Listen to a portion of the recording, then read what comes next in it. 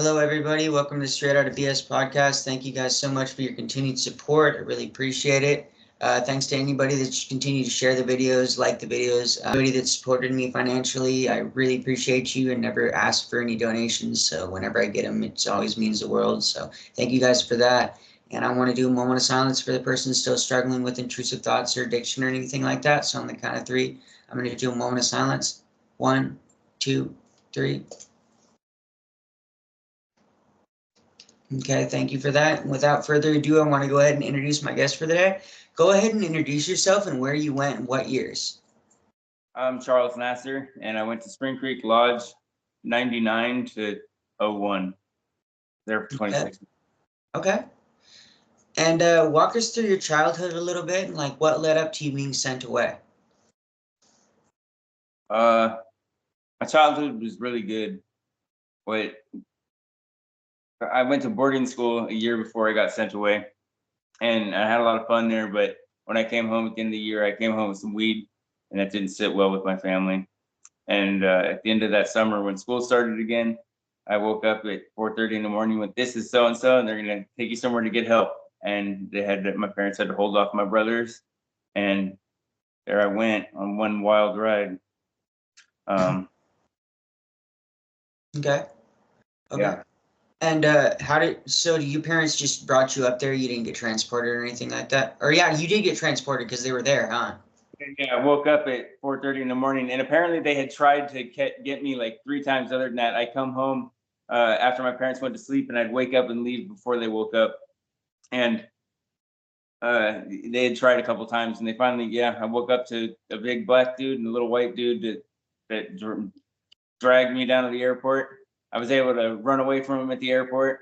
When I got out to the road with construction and stuff at SFO, I gave up, and they took me. The first program was in Utah, and I ended up in, I think it's called Red Rock, in like Monticello, Blanding, Utah area, and that was where everybody was coming back from Samoa and Jamaica, and I met some girl from Czech Republic programs, and that had just got shut down, and they were sending the people, to another program. So as the program shut down, they just threw them all in another program. My parents gave me a choice, go to Samoa or go to Montana. And at 14, somehow in my mind, maybe it was just the thought of like an island and there's no way the fuck I'm gonna run away from it or whatever it was, but I ended up in Montana, and it was like one little log cabin when I got there, and some fat guy that slept by the door all night with a little like magnetic beeper. And then it got rebuilt all these crazy ass fucking rooms with all the magnetic locks and all that kind of shit. I caught 12 out of 13 kids that ran away. Man, maybe it was 14 kids that tried to run away, but they didn't realize it was like when they put us in the new facility, for instance, the second floor, the windows would open up enough to where you could slide out onto the awning from the second floor and then onto the ground. And I remember getting these 2 kids to run away. And I guess they ran in a big circle and came back. But when the staff finally realized where they went, I went and just started hitting some kid trying to take away detention. But whatever. I mean, the stories from that place go on and on and on. And I haven't seen that movie, The Program. I watched the preview for it, and it was really triggering. I know everything that happened in that video, in the preview anyway. The kids with towels banging the floor and shit. Oh yeah, I remember all that shit so well. That place is fucked up. Yeah. Okay. So when you went, the first program you went to, Red Rock, was it Red Rock Academy or Red Rock Ascent? I think I want to say Ascent, but the Academy is probably what it was. I don't know. That was so many years ago. Okay, and what were the similarities and differences between like Red Rock and Spring Creek? Like, did they run pretty much the same, or?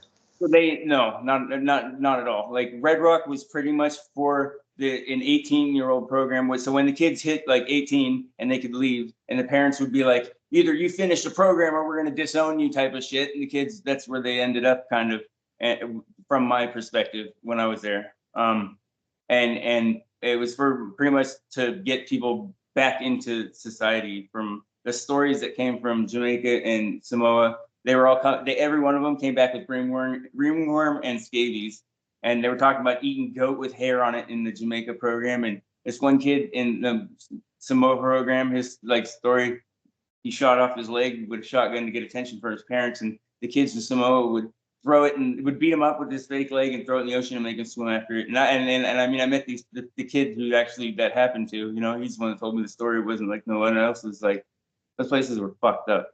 Yeah. So I really I picked Montana, but at the same time, a lot of shit happened to me there, like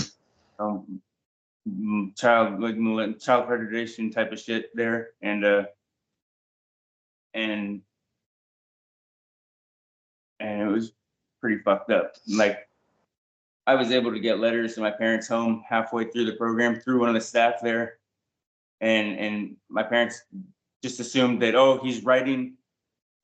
He's trying to manipulate. The program made him think that I'm trying to manipulate by saying like staff are doing things from me, but it was from another kid's point of view, like witness statement. I still have that shit, like, you know, but parents were led to believe like, oh, he's just manipulating you and trying to get you to like, if you're doing really good and your parents are like, well, we think we could take him home early. They're like, no, he needs the whole program. And if your kid's going crazy and saying like how fucked up the place was, they're saying he's trying to manipulate you to come home. He's not ready for the program and shit. But like everything that I'm sure that everybody said there is so fucking real. I remember a kid that wouldn't come when we were in the Hobbit. I spent 8 months in the Hobbit and special needs, whatever the fuck you want to call it. And I remember a kid that Brian, he went out in the porta potty and refused to come out. And the staff wrapped a hose around it, tipped it over, rolled it a couple times. The kid came out fucking covered in blue shit. I remember trying to incite riots there because there's so many kids at a certain point. How the fuck are they gonna hold us? And all the people with nothing to lose would go crazy, and we'd get restrained and dragged back to the Hobbit. And anyone that had worked their ass off level 4, whatever fuck, you know, they're not gonna. It'd be like the United States trying to overthrow itself because they don't like the government. All these people that have worked their whole life for millions of dollars to have their houses and shit, they're not stepping up and trying to do some shit that's going to lose everything they got. So it's kind of what I experienced at a young age, is crazy shit like that. For sure. Okay. So would you say Red Rock was essentially like it was for 18 and over, and then but how old were you when you went there? I was 14. Okay. I was there because I had that was my first introduction to WASP because when I got taken out of my house, I got put into a wilderness quest program. Okay. And so that program was like made for kids that like, I think I can. Oh my God, I made it. Where I loved backpacking. I loved that shit. And the first day they drove me out in the middle of nowhere and they dropped me off. They said, there's a fire there, that's your camp and shit. Like, and the next morning when I woke up, we were hiking and I seen exactly where we were, Wooden Shoe Canyon sign, which the boarding school the year before we went backpacking there, and the hippie kids in Colorado, they taught me how to pick shrooms. So I was tripping balls that whole time in that wilderness program, like running around, like, hurry the fuck up, you know, like, and then I had the kids like, oh, they teach us to make these sticks and trapping, like traps and shit to catch animal. I killed a rat, but like they made this digging throwing stick, and like we wrapped barbed wire around them. We're like, fuck you, we're not hiking, you got to bring us our food, we don't have to hike to that shit. And they stuck me in a mental hospital, and the first day there, the doctor was like, your kid's not suicidal, he's extremely manipulative. And then that's where I sat there for a couple weeks because my parents didn't know what the fuck to do with me, and that's where they stuck me in Red Rock. And Red Rock, I mean, Red Rock was awesome. I thought it was cool as fuck, but it wasn't anywhere program based really. I was fly fishing every day if I just didn't cause them problems, catching big ass trout, and that was a lot of fun. I mean, I would have been okay staying there. Okay. So what resulted in you going to Spring Creek from there? Like, how did that whole thing? Well, my parents, I mean, that was in a WASP program, and through talking to my parents with program people, they came up with, you know, he can go to Samoa or you can go to Montana. Okay. And that's where I got a choice, and I chose Montana. And it was right when Spring Creek was getting started. Okay. That's what I'm saying. It was just like a rickety log cabin in the middle of the woods with some old truck parked next to it. Okay. Yeah, I just wanted to get like the timeline a little bit, like nailed in for people. It happened pretty quick. I was at Red Rock for maybe a month. Okay. And then when you got to Spring Creek, what do you remember about when you first got there? That's where they did the tour, and that kid stuck his leg on the fucking in the kitchen, stuck his leg on the stove, thought it was funny, and then told this story about coming from Samoa and that shit about kids beating him up with his leg and making him swim after it. That's probably one of the first impressions, like first memories I have of that place. Getting dumped into Legend family, which became Quest family, and I remember, what's that one speaker guy? His son was in the program with me. I don't know, he's one facilitator, dude. Tony Robbins, and then Josh Robbins was there, and he was special case like hell. He had like his own little exercise bikes and shit, and like he was totally special case. But I remember. You mean Josh Robbins of Tony Robbins, like the Tony Robbins, right? Yeah. Interesting. Yeah. Okay. Yeah.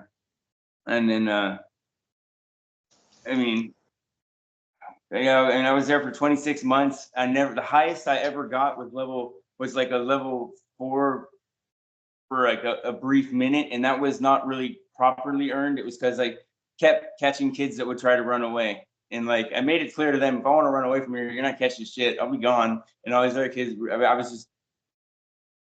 or not I never did try to run away. I never did, because I don't know where the fuck I would have gone and what my life would have. I don't know. I was just, that's where I was, and while I was there, I was having as much like, oh man, it was their mat training to restrain you and shit, dude. I made it like a daily thing, like how many staff, how long to restrain me and drag me to solitary confinement. I remember like jumping out in the pond and breaking the ice in it and sitting out there with some other kid that like the nurse was able to bribe onto the shore with the fucking candy bar and shit. I remember making a snow cave out. That place was something else. Getting in trouble all the time for looking at girls, man. And then I started going to the AA meetings because that was like the one thing you could go to and actually talk to girls. Yeah, that was the only reason I was doing it. And yeah. Okay. I finally left. It was because my dad stopped paying for it. Okay. And so you ended up. So did they give you an exit plan, or did they just like? Did you? Plan. They didn't have me write up some sort of exit plan. The day I got home from that, drove by my friend's house and dropped a letter. Said, "Hey man, I'm back," and And so he picked me up, and then he's like, "Well, I'm gonna go to a party tonight. I'm gonna take you home." And I'm like, "What? Why?" He's like, "Well, I thought you're not trying to do that stuff anymore." I'm like, "What the fuck are you talking about?" And I went to a party and I was like, I've been locked in a program for 26 months. And who's got some weed? And fucking boom, and I got fucking lit, dude. And that was the first day home after that shit. So nice. A lot of work it does when you force something on somebody who's none. But nowadays, like right now, I got almost 10 months clean. And from meth is my shit that I'm stopping for the rest of my life because I have a little girl. I smoke weed and probation's okay with it. And so I've been doing over and above what I'm supposed to be doing. And at the end of it all, every time I seem to move somewhere new, I get in a lot of trouble real quick because I'm a loud person. And the towns I've lived in, like in Nevada, and was 30,000, this is 3,500 people. So being loud in this county was fucking, yeah. And it's all right. At the end of it all, every time and everywhere I've lived, like Sun Valley, it's out in Reno and Fallon, and even in Auburn, is like at the end of it all, I do everything I got to do to probation and shit. And they're like, this is not a really bad kid. He's just fucking an idiot. He does stupid shit, like Nevada, we ripping dune buggy 60 miles an hour down the fucking road into the desert and shit. Just stupid shit. Like I having bonfires in my yard that were taller than my 2-story house with pallets, like shooting machine guns, all kinds of stupid shit in Nevada. But I came here to get my daughter in my life because I helped my mom get her when she was about 1 year old, because it was just a toxic situation in Nevada. And so I got my mom to help me. I sold my house out there, moved in San Andreas, which is in between. And I got a farm here that I'm starting with my dad. So things are good. I mean, I go to NA groups like 3 days a week. None of that's court ordered. I just do it because I like the group, I like the family there. Even though I smoke weed, I don't really like throw it down like, I smoke weed, but like, just keep myself quiet because my main purpose is that I need to support for my addiction of meth and shit, which was 23 years of reckless shit in Nevada. Yep. Okay. How long after? I just want to go back a little bit further in the program for a little bit, and if that's okay with you, is that good? Absolutely. Okay. Love talking. When I Okay. came back from the program, my friends, like, he now lives in Australia, but he was filming. He was just like, "Holy shit! Look at this full talk about like story after story of shit from that program." Like people don't really believe it or whatever, but that's why I like the W.A.S.P group on Facebook, is because it's only us in the program. So anyone talking is someone that was there. It's not someone to tell us, "Oh, it wasn't, you're making it worse than it was," or some bullshit. Like, fuck off. You know what it's like to be stuck somewhere you can't leave no matter what, and fucking and you're ripped out of your family. Like, what the fuck? And, all you get to do is write a letter and back and forth. Since I was never really ability to make phone calls, I maybe made like 5 throughout the time I was there. And at a certain point, my mom was like, "Your brother's got to see you," and so they showed up there, and against the program's okayness. And then my dad showed up right after that, and that's when they were like, take him out of here. And my dad somehow talked him to keep me for another couple of months, and then I finally came home. Okay. Yeah, people just don't get it. They always seem to think we're embellishing or like fucking making it more than it is. And they always I just made the mistake of telling somebody like I knew them back in the day. They were like an acquaintance back in the day, and we just started kicking it a little bit. And I decided to fucking just lay it all on him, and instantly he was trying to just to analyze, like micro analyze everything I must be feeling and like why I must be feeling it. And it's just like, you just have no fucking idea, bro. Like, you can't deconstruct this, dude. Like, you cannot figure this out, because I haven't figured it out. You know what I mean? Like, I'm struggling every day. Like, that's why my daughter's with my mom, because it's a bit better. I mean, it's stable. She has everything she ever needs. I mean, I'm there, and now I'm trying to change things where I'm there much more. And because I love my little girl and she's my everything. But like, yeah, people think it's all some bullshit and they don't understand. And dealing with my family has been rough, ever since then, because they don't seem to believe anything that I fucking talk about. They think my parents think it's all bullshit and they embellish and lies, and that's why I got my mom willing, after I take my daughter on a date Valentine's Day to Benihana. Me and my mom agreed to watch the program with me, and I can't promise she'll be alive at the end of that movie, but right. The guilt will do her in. She'll feel super guilty about it. Hopefully. Say nothing and just watch the movie. All I've heard about it is how fucking real it is, and so prepared. Yeah. For sure. Well, I hope that's transformative for your relationship. You know what I mean? Hopefully, she can at least accept guilt or whatever.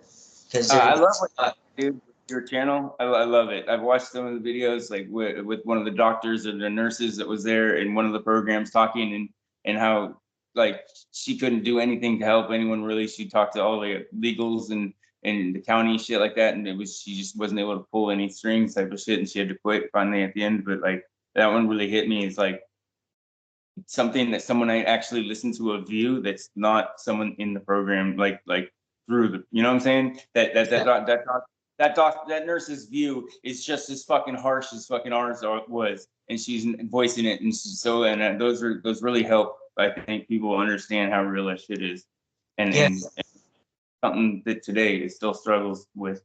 Really, it's a core of most of my struggles is shit from that.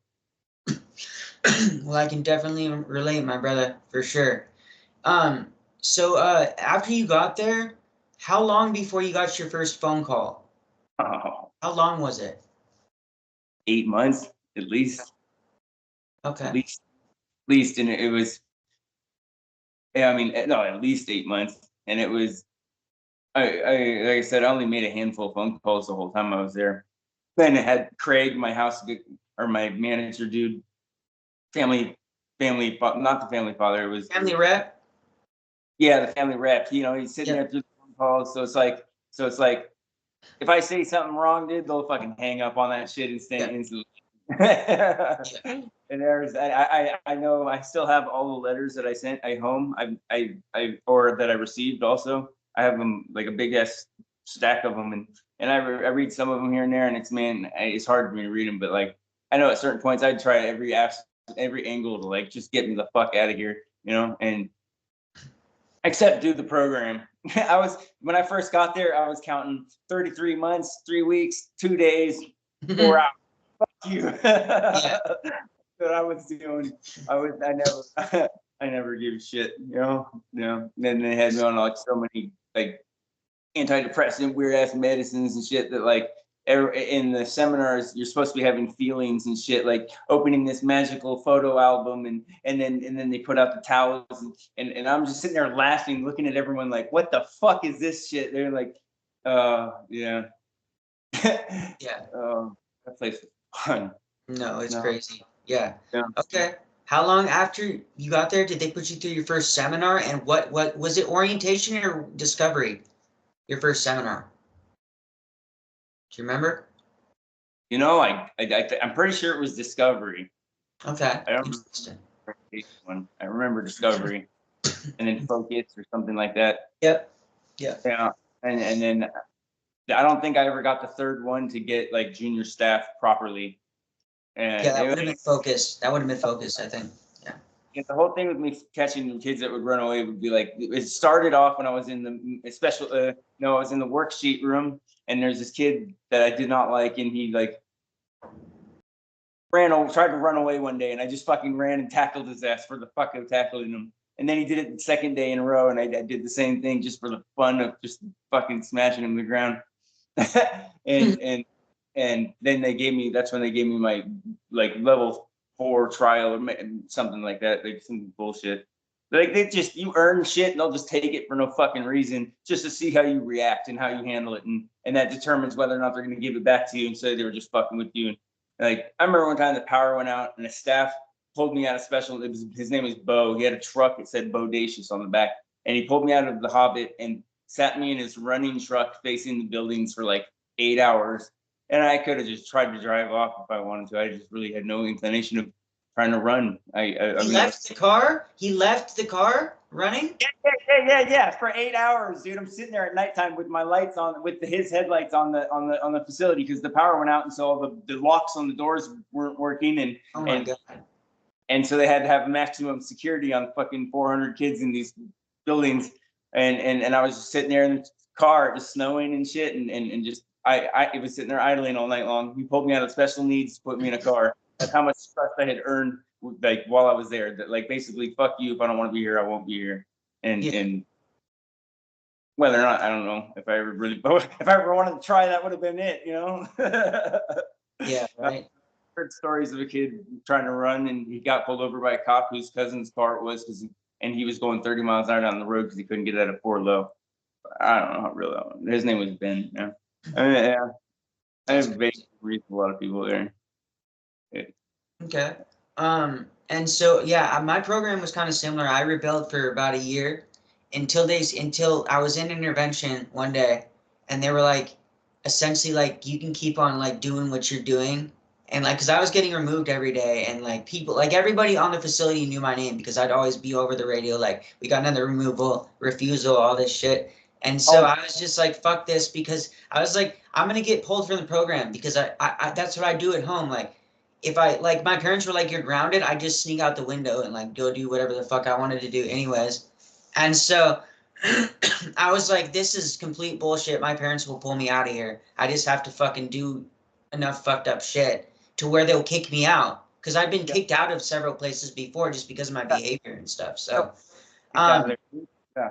yeah, so I was in intervention one day and they were like, you can keep doing what you're doing, but we'll send you to Jamaica. And your parents have already signed away their rights by sending you here, so we don't even need to tell them that we're sending you there until after you're there.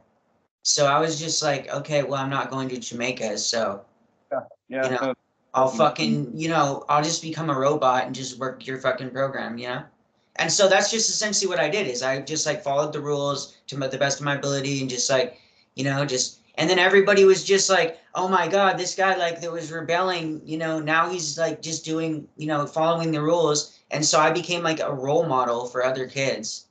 You know what I mean? Because they're like, if he can do it, I can do it, like. So Did you graduate? I ended up having to graduate. I was the last person to graduate from Spring Creek Lodge before it got shut down. So this is pretty crazy because you were there when it was opening, and I'm one of the last people that was there before it shut down. Yeah, there was 20 people there when I got there, and yeah, they're fucking. When I was there, there was like fucking at least like 500 people in the facility, like something like that. Like a lot of people, like for that facility, because that's a lot of people for that facility. Yeah. And so maybe it was even more than that. I don't know, but it was around there. But but yeah, I just wanted to let you know that I had a similar kind of like I was rebellious and stuff like that for the first year, and then I was just like nice special needs, okay? I mean, I assuming because when I got there, it was fucking a little log cabin with bunk beds on it, with metal grates on the windows, and we would take them, roll our sheets up tight enough to like just start denting the fuck out of that thing all day. Okay, so I'm wondering if special needs became worksheets. Okay, was special needs like just no? Okay, was special needs intervention? No, special needs was like when I go, fuck you, and then they gotta like, and I'm like going out of control, and they gotta mat training, restrain me, and then drag me to special needs, which is like solitary confinement or whatever, like not necessarily solitary, but like a couple people per staff and in a little box. And then once you spend your time in there, for like say you try to run away, you'd be a week in there, and then you do your 100 worksheets to get back in the family. Okay. So okay, yeah. So it was intervention then.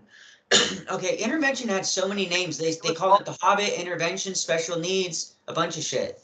It was never it was the Hobbit originally, and then it became special needs. It was originally the Hobbit. That's what we called it. Do you have any idea how it got the name? Do you know? Because we were just out in a little, I don't know. We were using a porta potty outside of a little teeny 1-bedroom building with bars on the or a metal grate over the windows, and then bring us our food, and staff would sit there on a mattress by the door, and we'd get our water and our bread type of shit for lunch, wherever it was, and no, I mean, at level 1, no condiments, none of that kind of shit. Like, and water at lunch, no juice, because you didn't earn your ability to have juice or condiments. And fuck, man, that place was fucked up. Yeah, no, I'm right there with you. Yeah, it is. What was the longest time that you were in intervention? You said 8 months? Well, I mean, I spent a total of around 8 months, 9 months Okay. in the special needs, or the Hobbit, or whatever the fuck you want to call it, that little isolated box room. Okay, what was the longest period of time?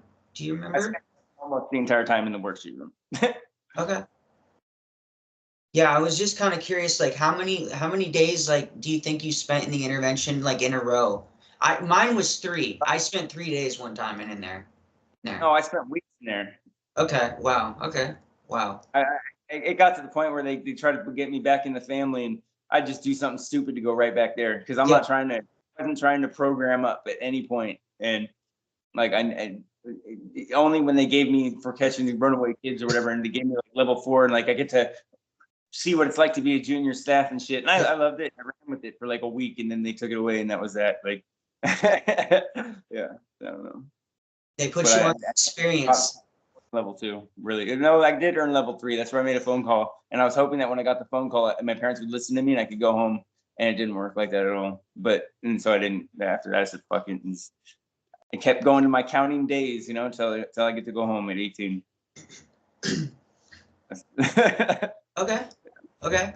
So a lot of time in worksheets, and then a lot of time in intervention. Was there ever a point where they got close to like, or you felt like you almost like had to work the program? Like for example, my situation where they said we'll send you to Jamaica. Was there ever like an ultimatum like that where they gave to you? No? Don't. They don't. I just couldn't leave there. No, I mean, and I mean, I just remember so much bullshit, like taking your tests every day. If you got 80% or less, you got to take the test over again. But you could look on the little plastic. Yeah. Yeah. Yeah. Yeah. Yeah. You know, the fucking answers on the fucking plastic, dude. Yeah. Yeah. Fuck, dude. That shit's crazy. Yeah. Anyone that's been through that shit ever since. Nobody said shit about that. Like, none of the kids would say shit. Like, they'd just be like, oh, yeah, okay. Well, this is an easy test then, you know? Yeah. Oh, I'm not gonna give up the fucking secret. Yeah. Yeah. That was like a fucking known. That was Oh, known. no, for sure. You just look at the plastic. Yeah. Yeah. I was like, your kid's gonna guarantee to get a 3.0 average, like, no shit. But not learn shit, you know? Yeah, Like, not learning shit the entire time. I didn't learn the goddamn thing. I finished a lot of school there, though. I finished like 2 years in 1 year. Sure, I excelled through high school. I mean, I was able to know that, like, I made it up to my senior year with, I don't know, I ended up getting a GED, so, but like, I had a 3.2, which is amazing considering the rest of my life. I'd be lucky if I was getting like B's or, yeah. Yeah, luckily my credits transferred, but for a lot of people, unfortunately, the credits didn't transfer. Yeah. Right. Transferred. I went to, after being there for 26 months and I went to a public school, I took my brother's like Walkman or some shit back in the day, like in the class with me. And it was, I think it was an MP3 player when they first came out. And it was in class at high school. It was my senior year. And the teacher was like, you got headphones on? Right, give those to me. And I was like, oh, no, I can't, but I'll put them away. And she's like, go see the dean. And I was like, Dean Witter, downtown San Mateo. Okay. And I went skated off, dude. Like, my ninth year was senior activity day at the end of the year. I would just show up randomly to school. Yeah, I was so fucked from the program that there's no routine in my life anymore. No ability to give a shit or listen to anybody. And the oppositional just fuck you. What are you gonna do about it for any reason? I don't know. Yeah. One of the reasons I can't work a normal job, because they have authority over me and they're telling me what to do. I think that's internally, I think that's a big part of it. Just so like I cannot be in that kind of structure. I can't. Yep. Unless I'm choosing to be, you know what I mean? Like if I was like, theoretically, if I like owned a fucking marijuana business or whatever, then like I would love to come to work every day. You know what I mean? And it wouldn't fucking matter because it would outweigh, the bullshit that you deal with. I feel like it's different if it's something you're passionate about versus like just being a stalker at a store. You know what I mean? Like stocking shelves and shit. I hear you. Like, and like it's like right now I do random odd jobs. I sell a lot of wood and I do a lot of odd jobs where I'm out basically clearing properties with chainsaws and just fucking around on my own time, and I can stop whenever I want because that's just I broke my neck twice in my life. There's 18 screws, 4 rods, and a plate in my neck and back, and then this hand that's got 16 screws and 16 screws and 2 rods in it. They did a surgery, experimental surgery, to open up my hand so I could still grab throttle and do it again. And then this shoulder, the nerve to the shoulder was broken. Like the hand worked, the elbow worked, but they did an experimental surgery where they spliced the nerve from my bicep to my shoulder before it just deteriorated to nothing, and it worked. Like, so it's amazing is that part.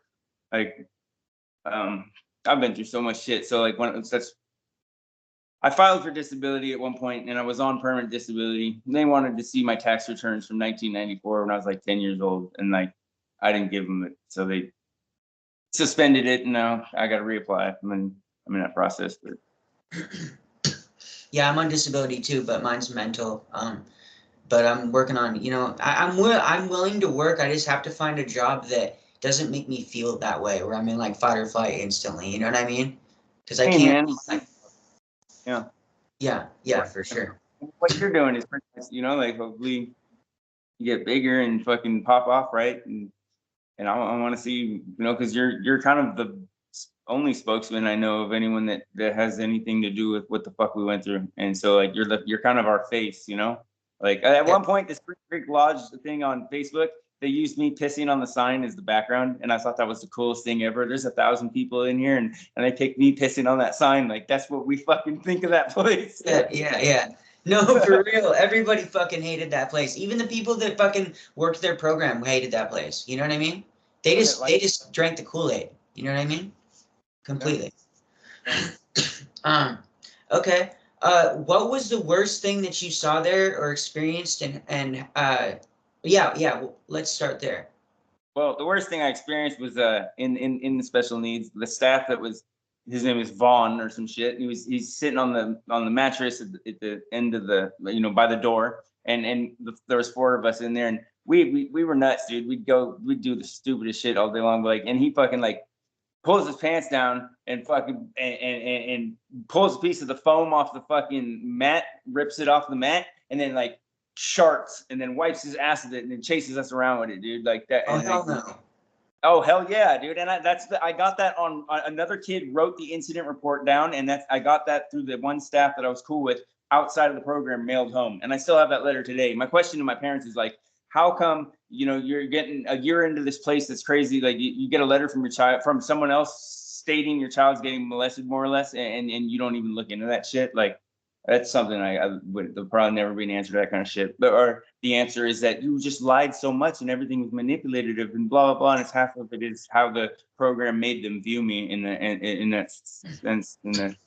God, parents got fucking played too. I mean, some of them may not really have given a fuck that what happened to their kids when they got sent away, because they were just we don't know what to do with this kid. So they fucking just pay $5,000 a month to have someone else handle it. I don't. I guess it's pretty money much paying an expensive babysitter, essentially, that's going to torment your child for life.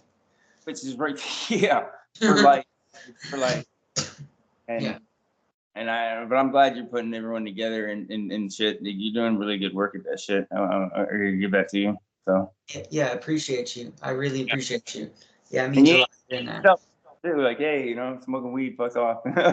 Yeah. Fucking weed's awesome. Everybody needs to smoke weed. Unless you're allergic to weed, like Cat Williams said, you need to be smoking weed. I'm eating it more now than anything, but yeah. Yeah. Well, indulging in the cannabis in some form. Yeah, sure, for sure. For sure. Okay. What was the hardest part about you being there, and how did you deal with it? I think the hardest part about being there was that I could never leave, and that no one gave a fuck about my problems. You've been ripped out of your house, put there, and so have everyone else there. And so what, you sit there and cry all day? He's not going to get you nothing. And I think that just made me so emotionally destroyed in so many ways. There's no one there to hold you anymore. That's why that one seminar, after you've been broken down for fucking at least 6 months before the focus or whatever, in the arms of the angel, fucking yeah. Fuck, dude. Maybe that feels so cozy for half a second, but that's about the furthest I got to feel love for any length of time. And if you were to turn over and try to touch it a bitch, you fucking would have been a problem. Yeah. No, yeah, they do that shit on purpose. It's part of the mind control. So that's, and gaslighting and mind control and brainwashing is essentially what they do. Yeah.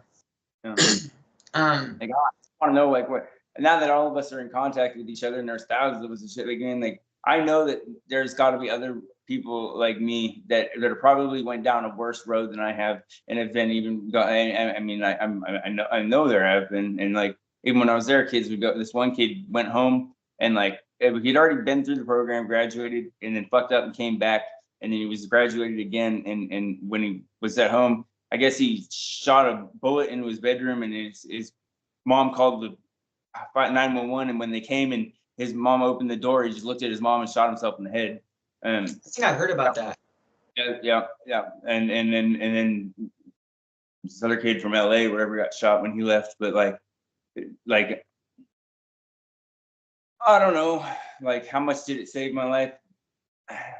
What did I look like before I went? That summer after boarding school, my parents weren't sending me back to boarding school. They wouldn't let me go to public school. And that summer is when they kept trying to abduct me. And during that summer though, I was, 14 years old, 13 years old. I got taken like a week or two after my birthday. But I was 13 years old, living in a creek, with like people that are fresh out of prison, just random ass bums and shit, and I was living in a creek, and my mom would drive down once a week to see if I was alive, and I'd throw bottles at her car and shit. Like I was pretty fucked up then too. But I think a lot of it had to do with boarding school, and like my dad hit me. I told the school counselor in 8th grade, my dad had hit me. And because he took me to a BMX race and he told me to put my jacket in the back of the car. And I didn't. I put it over my seat like he did, and he slapped me for not listening to him. Whatever, big deal. I told the school counselor at 8th grade, and that made a legal type of problem because this kid's talking about his dad hitting him. And my dad's response was, this is what as I remember it, was, I realized I got an anger problem, so I'm sending him away to boarding school while I deal with it. And we went to go look at this school in Colorado. And my dad's like, well, what do you think about this one? Because if you don't like this one, we're going to the Hyde Academy in New York or some shit. I was like, okay, this one will work. This will work, and then he just left me and sent me like clothes in the mail like a couple weeks later. That was boarding school, and that definitely gave me some abandonment type of issues, maybe, even though looking back at it, I was a freshman in high school, and I was in a college type environment. We could sign out and leave on the weekends. If you're 16, you could have a car, and we're snowboarding, getting our PE credits for ice climbing and snowboarding and shit. So realistically, I fucking love that place. But I called home every day, take me home, I want to go home, I'll be good, blah, blah, and it didn't work. Do you personally feel like that it was like retaliatory a little bit on your dad's part because you told to send you there? Or do you feel like it was separate? My parents, during my life of crime and bullshit, like my dad was arrogant in ways, and he's like, innocent till proven broke. And God, can I tell you firsthand that is absolutely the truth. I've never been in prison, and at certain times I was facing 26 to life, and good old friggin' my attorney up in Nevada, he was awesome. But like, I feel like my dad was using sending me away to boarding school as a way to just loophole through the law real quick to where they're like satisfied with like, okay, this is fine. We're gonna close this case, because all they did was open up a case, and then like my dad, his way of doing it was money. Like, oh yeah, we can just send them and do this, and that look, now it's all saved. Like I'm Yeah, sure so to divert the attention off of him, essentially. Yeah. Look like. Or he's like, I realize I have an anger problem, so we're doing this while I work on this. So it's all safe. You don't have to look anymore. That's something like that, and that's how I feel anyway. And my parents, when I try to talk to them about shit, they don't want to talk about it. They just don't want to talk about it. Like, they don't, to the point where I have no idea what they felt or thought when I'm writing these letters and shit home. Like, I have no idea. And my mom, we're talking like last week, my mom said she would watch that movie with me, like, and she's like, well, if we can laugh about it, just at least your dad bounced checks or some, like, wow, mom, that's drawing light to the situation. Haha, thank God my dad got cheap ass and didn't finish paying for it. like, thank God. Yeah, no shit. But I mean, fuck, where the fuck were you at when everything else was going? Whatever. I mean, I can't blame everybody. That's all the shit that I'm working on from my little girl, and that I'm gonna be the dad, the father she needs in her life, and so blaming anyone for where I'm at today is like being in the now is kind of my biggest challenge. Instead of future tripping, instead of like dragging shit from the past, it's just where I'm at right now. Right now, my daughter's taken care of, 100% safe, and I got a lot of time to work on myself. I own a house with a farm. I've got a whole future of shit to do, and I'm doing more than I have to with probation. So that's a great thing too. It's because like this, I was a year and a half about clean, and I moved and everything, and I want to take my daughter camping, and my mom said no, and that kind of put me in that was a blow to my ego, to me, that I should have kept rolling with the punches. Instead I relapsed, and it got to the point where I had to overdose on fentanyl, and that's some shit I don't even do. And I found a program willing to pay this. This is just last like May. I found a program to pick me up with an Uber, and I needed someone to watch my dogs. So I called my dad, and at the same time, I had been appealing the stuff with my daughter out of Nevada. And my dad came to watch my dogs while I went to a program, and he seen the overdose on opiates thing from the hospital. And somehow my mom, I feel, manipulated that to, we need to save him right now. Oh my God, let's have him arrested for threatening us 9 months prior to that. And that's what I got arrested for. It's what I'm on probation for now, is threatening my parents.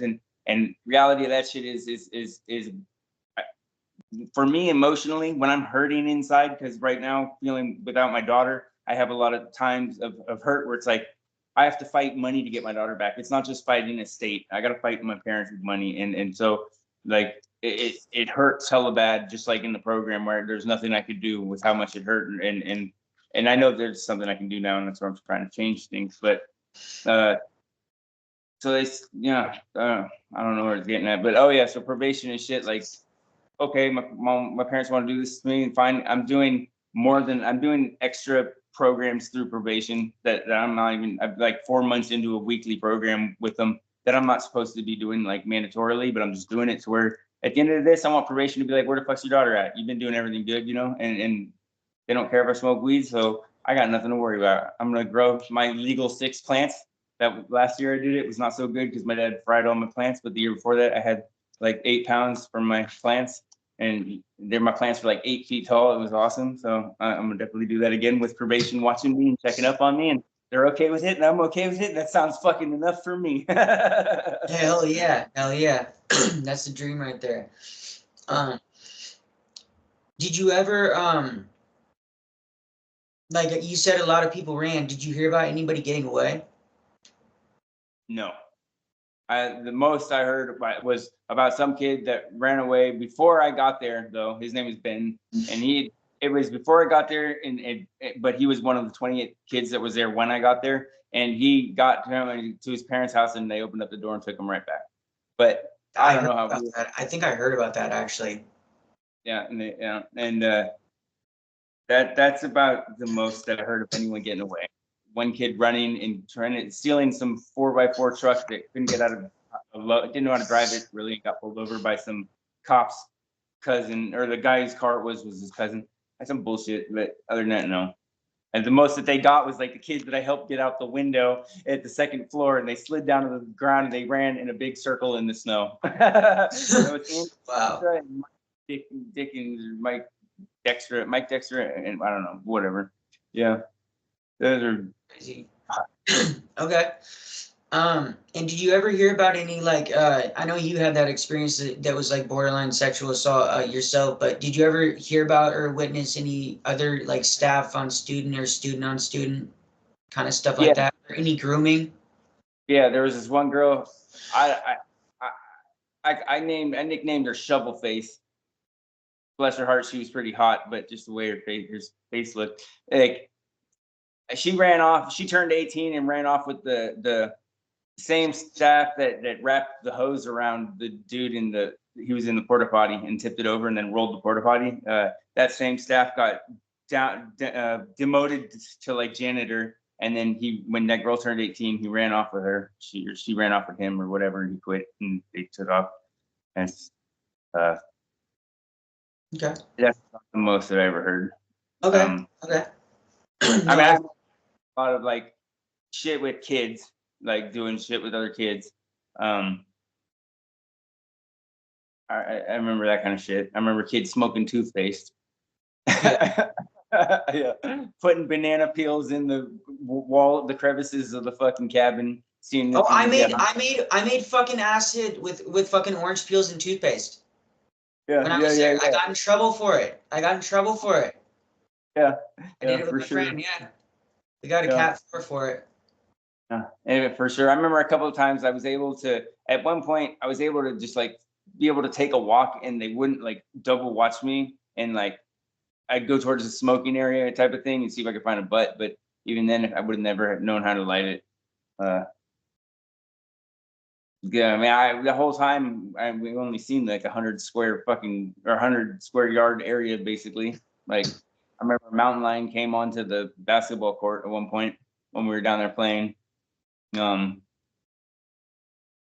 I remember whenever the news were gonna come and take a look at our facility. Wait, the news came? Hold on a second. Wait, the news came? Yeah, yeah. They took everybody out of special needs, the Hobbit, everyone, all the fucking real problematic kids. They took us and they took us on like a fucking field trip or some shit like that. And then like they cooked different food, and I guess it all ran differently. I wasn't there. They took me out on this field trip while that happened. Yeah. Interesting. Do you happen to remember what news? Do you know what news? Yeah, I wasn't there. I just knew that was why they was because like some, I don't know what news. I would Okay. say it was like funny type of shit or something like that. Maybe not that good, but in all reality, it might have been them setting up their own shit to put out there to make it seem different. Because whatever they did do, they made it seem different. Like regardless, like Maybe it was like a newsletter they were doing. no, I mean Like like a they video they're newsletter, you know what I mean? yeah. No, I mean Promote the fucking school. the newsletter for like other parents and shit. Like Yeah, to make it. to promote the school and be like, look what happens. Here's what the kids do here. You know, we actually go out and. Or if it was just, yeah, I'm sure that's what it was. It probably wasn't even, they weren't even looking at like there was anything wrong with anything there. Like I remember this one kid got in a fight with this other one and kicked his tooth out of his mouth. And they like he went to the kid that kicked the other one went to the special needs for like 2 weeks or whatever. And then the one with his tooth that got kicked out, he go in and they put a metal stud in his jaw and then they put a tooth in there in place of it. So it's like, I'm looking at it like, you know, in the real world here, you kick some kid's face at school and knock his teeth out, you're going to juvenile for quite a while, you know? Yeah. And in this world where it's all paid, super private, super concealed, all that happened was a couple weeks in special needs and some worksheets. And that was his consequence for knocking someone's tooth out. No big deal. Like the shit we did and got away with, man. Like, I mean, fuck, I was trying to get riots. Like, we had enough people that we could overthrow this motherfucker. They can't do shit. And like, that type of shit, you try to do something like that in a public school, man, you're going in some serious fucking criminal watch list. Yeah. Like that. Were any of the riots like successful, or were you just like trying to incite them? Oh, I tried to incite them until it was like, all right, at lunchtime, you know, we're all gonna go nuts and start throwing our shit, and it was like 16 of us at most that were all level 1s, level 2s, maybe type of shit with nothing. Because everybody else kind of sits around and watches. Like, sure, if we got the upper hand, maybe everyone, because everybody was saying they're down and shit, they're like, yeah, let's do it. But like everyone with anything to lose would just sit back and watch, like hoping that we'd get the upper hand and they'd be able to slip in or some shit. I don't know. But that's how I look at the United States would be if they ever tried to overthrow the government. It just ain't gonna fucking work. Did you guys ever have when I was there this one night, and this was like closer to like when it closed, but like we like literally like when a staff was like gone, I can't remember exactly why the staff had left like or gone to the other side for like a little while. Maybe it was like I think they might have been changing the meds or something, and we literally like locked off the fucking door and like had this circle. We like built this circle and we literally had a fight night. I fought a dude in like the ring, and we fucking just like had the door blocked off.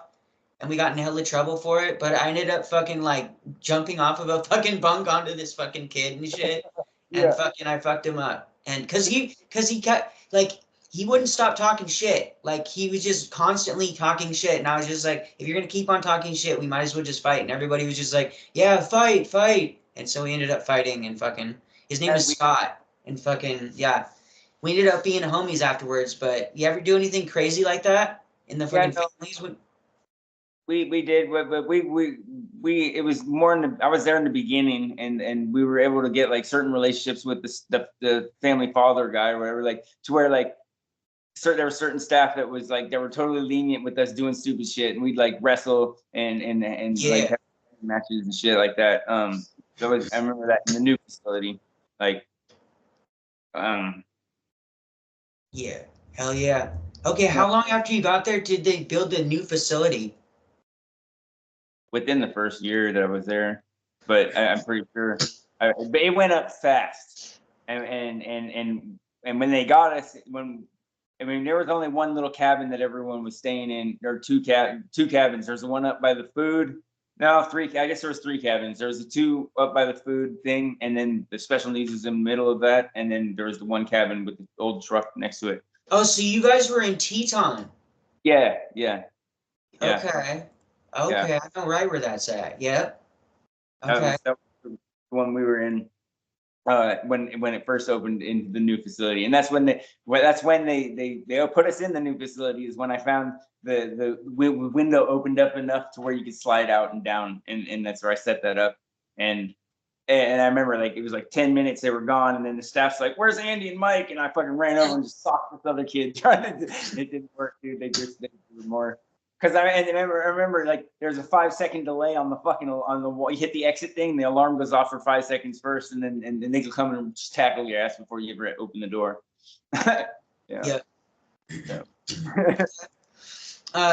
What do you remember about when you went home? Like, did you get a life contract? I know you said you had an exit plan, but did they try and throw a life contract at you too? Yeah, I still have that shit. I could go get it right now. It's in my other room. I still have it about I haven't read it in forever, but the home contract. Yeah. Basically stating, you know, I mean, more or less, I'll suck your dick. Just get me the fuck out of here. You know what I'm saying? Yeah, pretty much. Pretty much.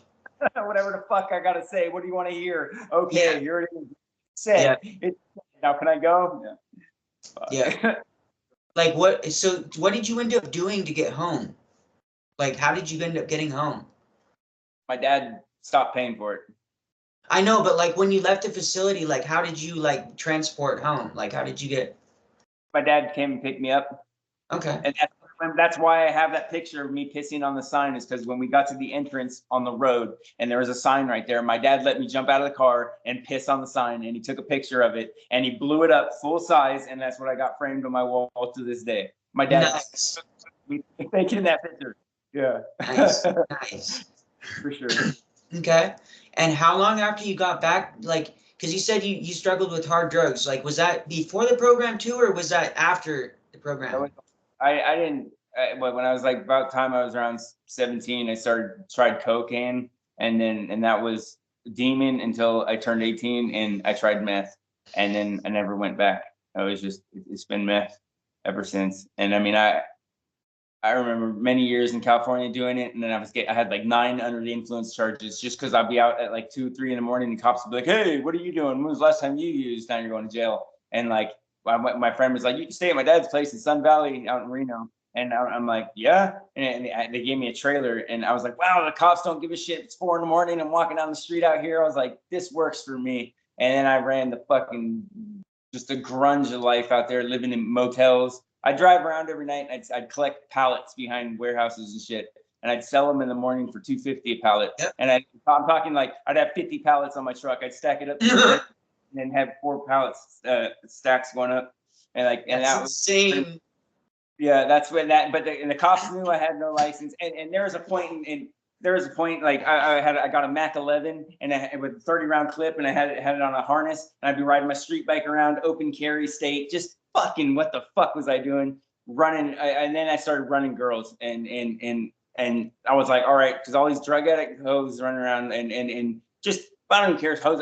I say it was like running a dog sled team, dude. They were nicely conditioned. They wake up and want to pull that fucking sled, and we had a lot of fun. And then at a certain point, I was like, I'm ready to change my life, move out of these motels. And that's when I got my first house, which was fucking sick.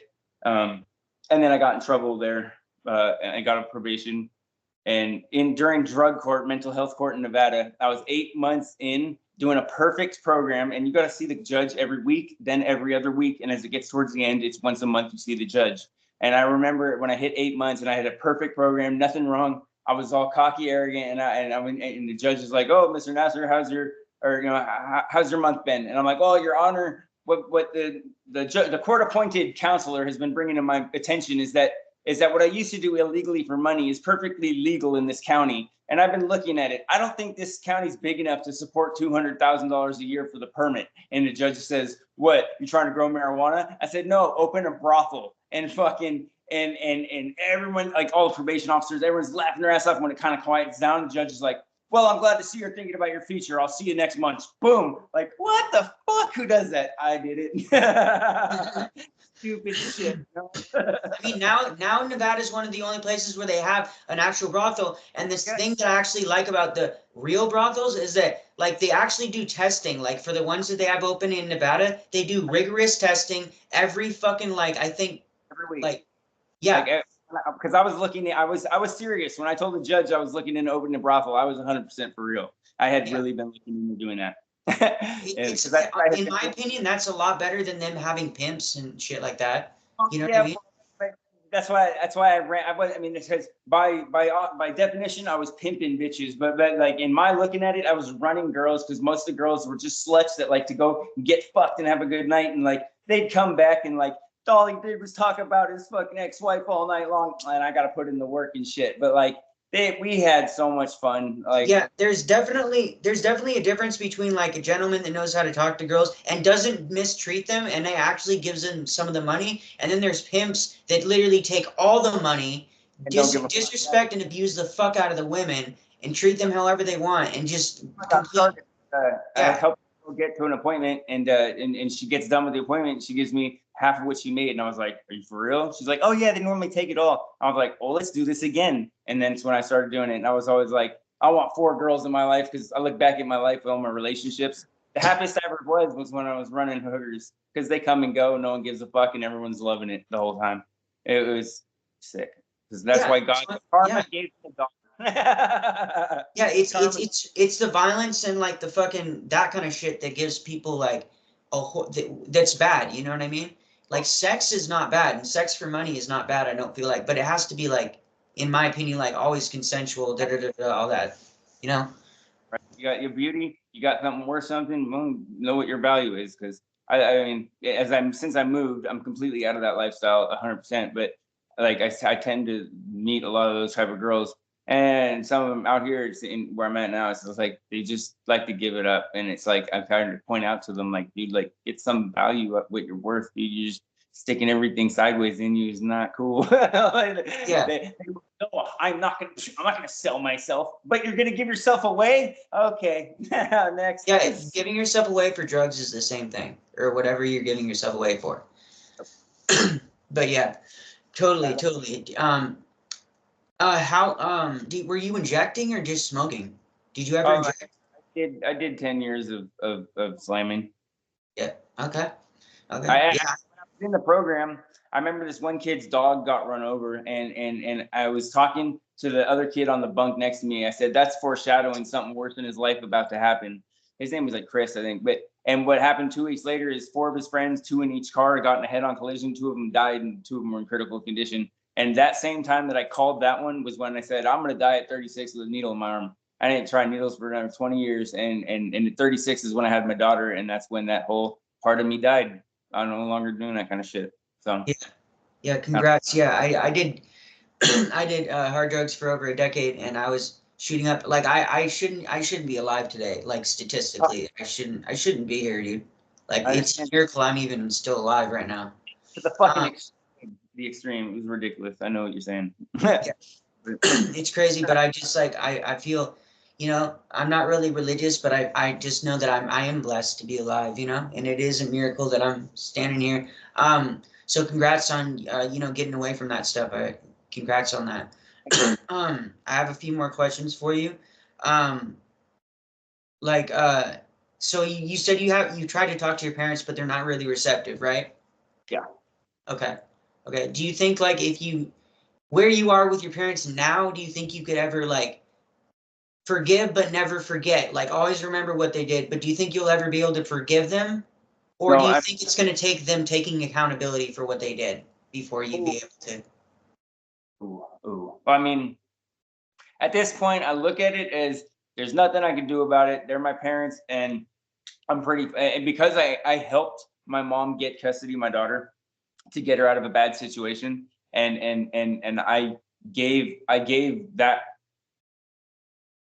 responsibility to my mom to and in hopes that at some point when I have changed my life to a, you know, with more of a stronger ground to stand on than just like 10 months, you know, I'm hoping, and I know things are already starting to change now, And so I have to learn to co-parent with my mom for my daughter, because even if I could just go and get my daughter back full time, I know that where she's at right now is probably better for her, like in every other which way I could look at it, other than I'm not there as much as I want to be. And that's where I'm trying to change myself and change that situation to be there much more. And my mom's she's slowly coming around. It's going to take time. I mean, I got 30 years of the most heinous fucking hardcore, dumbest abuse, fucking destruction of everything in my life.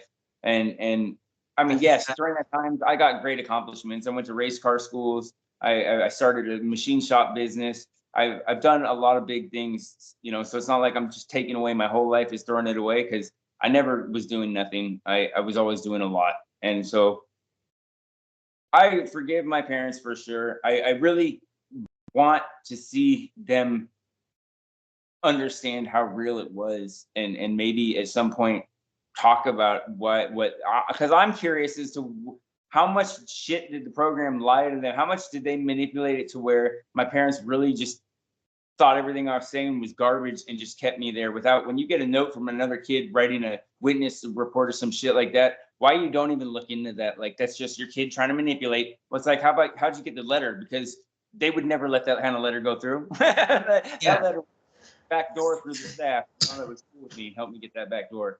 And so you know, I don't. They saved it. I still have the letter, but like, why didn't you ever look into that? Like, it would have been cool. Like,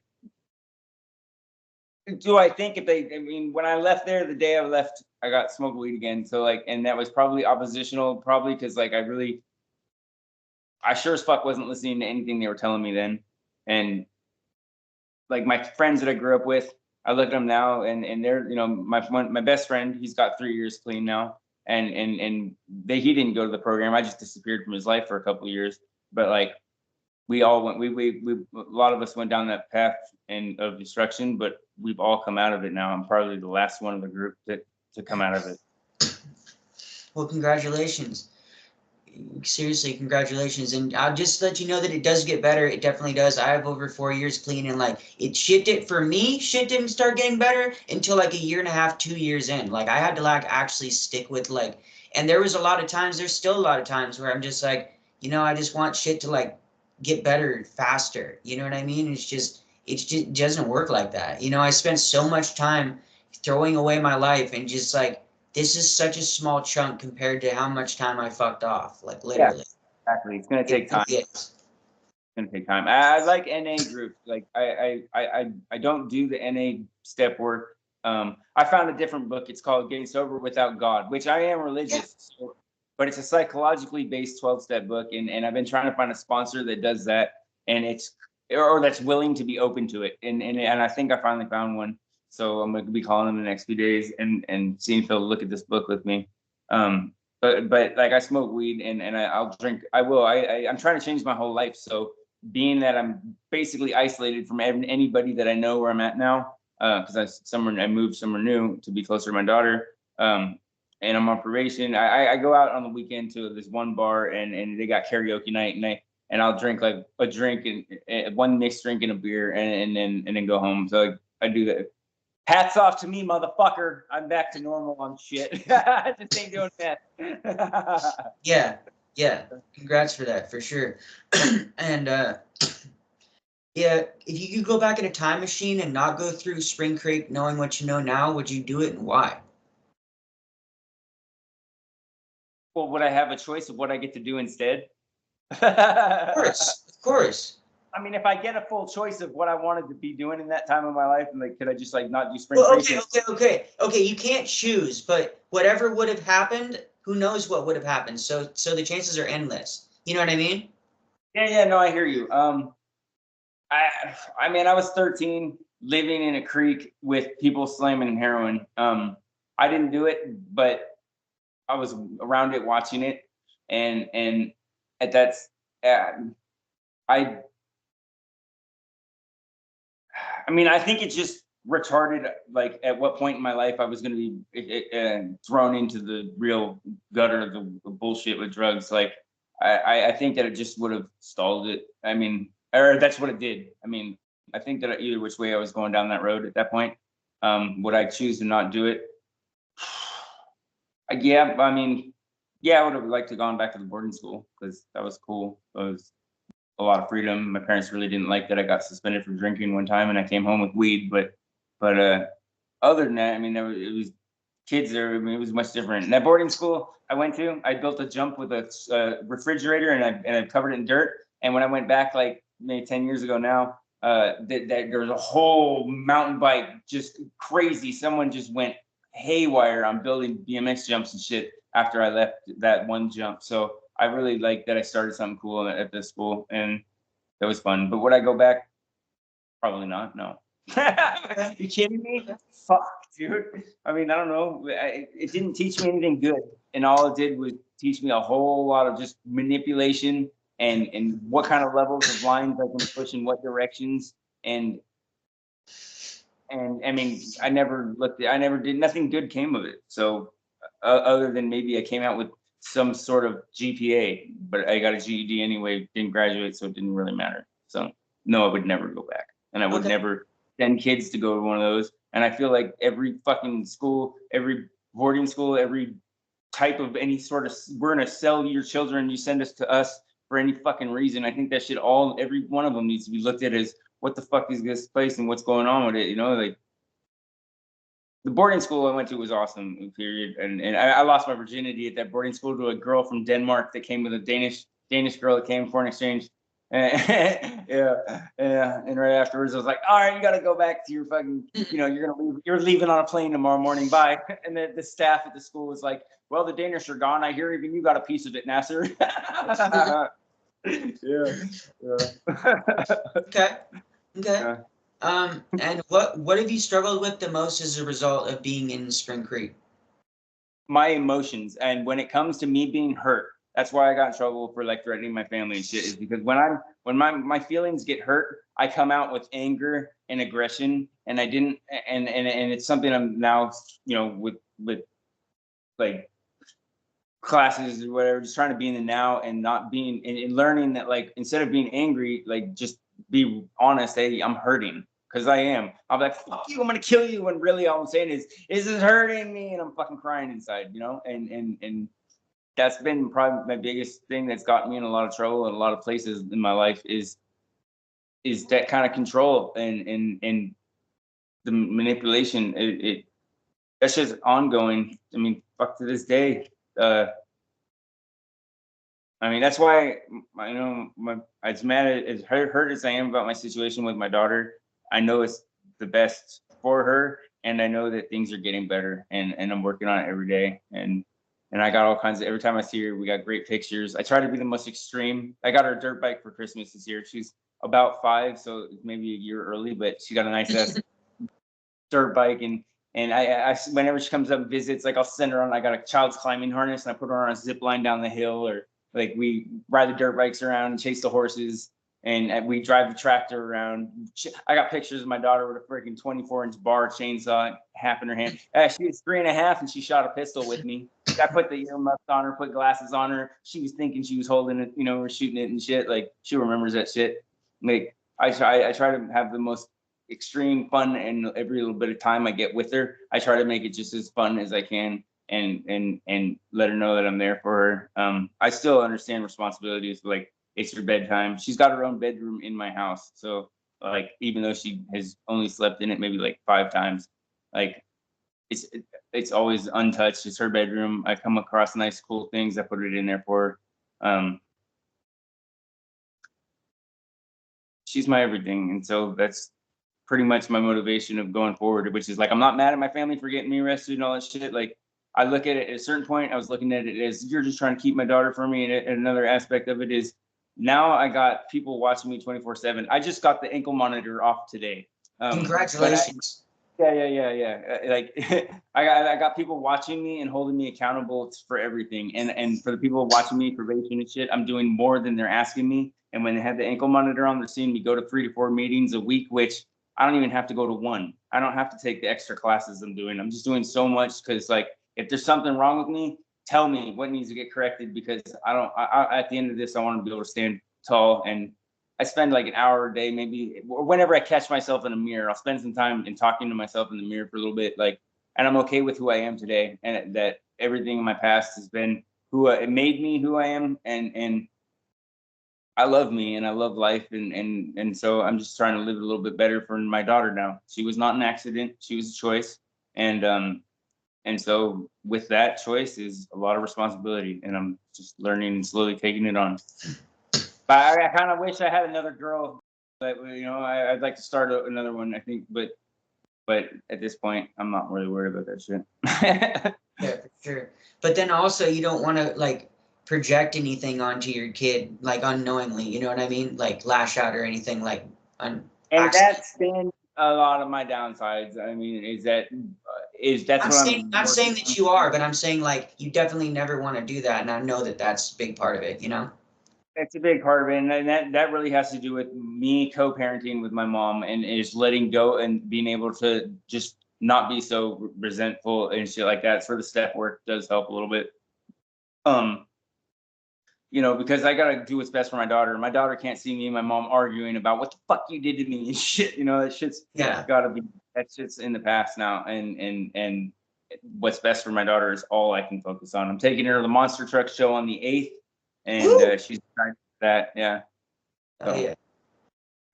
Well, awesome, man. Okay, I have one more question for you, and then we'll get going. What do you think would have helped you instead of being sent away?